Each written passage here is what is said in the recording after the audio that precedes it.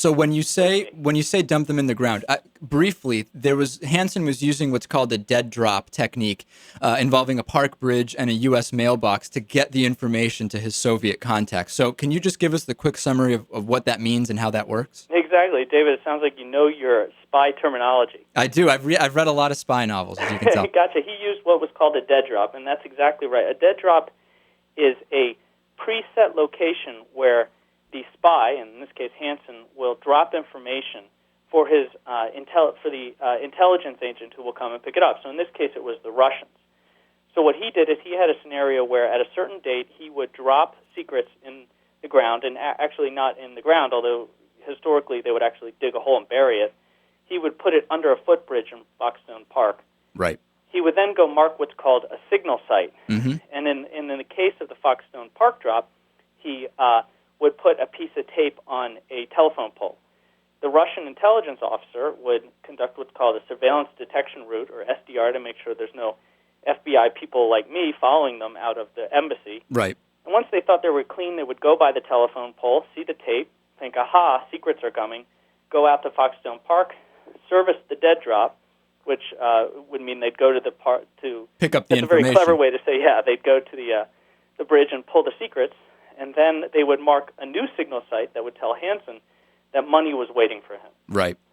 So, by the way, let me remind our audience, we're speaking with Eric ONeill, whose story in the investigation of Robert Hanssen, possibly the most notorious spy in U.S. intelligence, is speaking with us. The movie is called Breach, and he was played by Ryan Phillippe.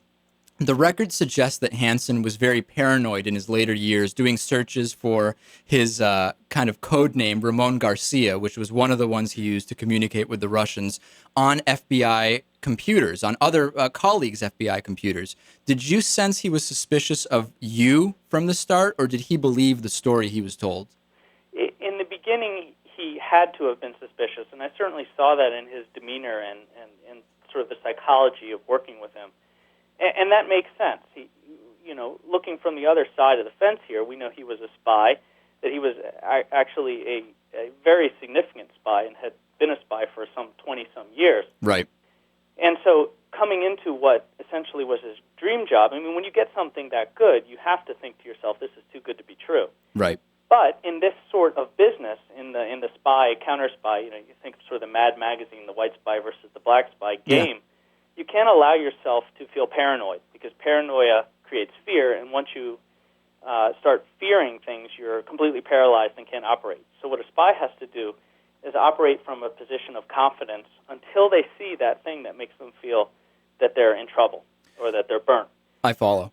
And when that happens, then they run.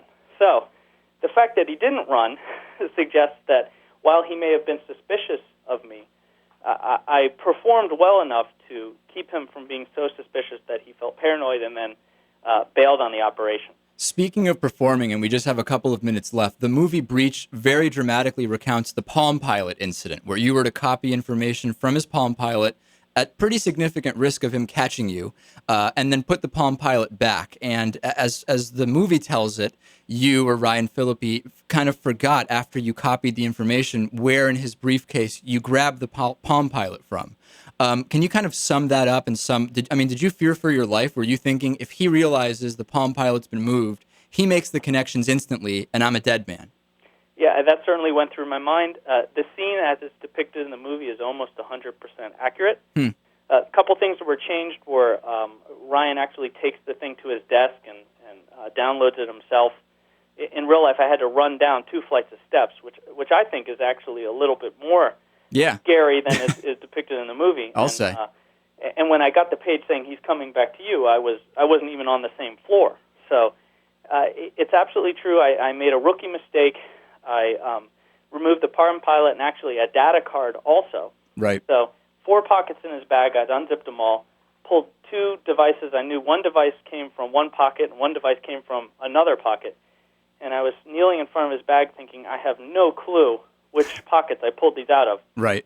And had no time to think it, because as I was sitting there wondering which pockets to put it back into, he was coming through the door into the office. So I had to literally just drop one in one pocket, one in the other, make my best guess, zip them all up, and run back to my desk before he saw me going through his bag in his room. And it's quite possible that had he realized that I had taken his Palm Pilot, knowing now what we do, now that we know the information that was on there, he could have felt that the game was completely up and that I had betrayed him. And ironically, betrayal was the worst thing you could do to this guy. Sure. He could have shot me. Do you worry today about somebody might still have it out for you? You messed up their source, that type of thing, or how does that affect you?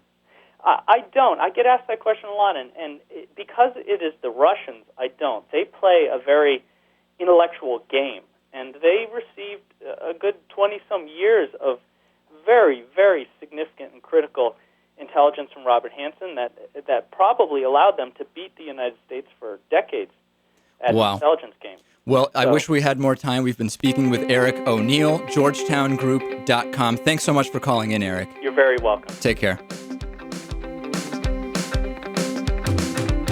Midweek Politics with Dave Pakman on MidweekPolitics.com. Midweek Politics is brought to you in part by Jackson & Connor, classically modern men's apparel in Northampton, Massachusetts on the second floor of Thorne's Marketplace, and by DIF Design, specializing in custom business websites at DIFdesign.com. To find out more about underwriting Midweek Politics, visit MidweekPolitics.com.